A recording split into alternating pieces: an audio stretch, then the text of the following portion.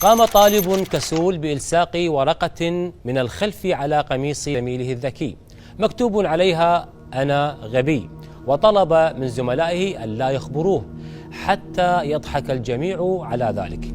وعندما بدأت حصة الرياضيات كتب الأستاذ مسألة صعبة، فلم يتقدم أحد ليجيب عنها سوى الطالب الذكي، وسط ضحكات خافتة من الطلاب وهو لا يعرف سببها، لكنه تقدم بثقة أنه قادر على حل المسألة. وعندما قام بحلها لاحظ الأستاذ الورقة المكتوب عليها أنا غبي، فطلب من الطلاب أن يصفقوا له، ثم توجه نحوهم وقال: قبل أن أعاقب الفاعل سأخبركم بشيء قد يكون لكم عبرة في المستقبل.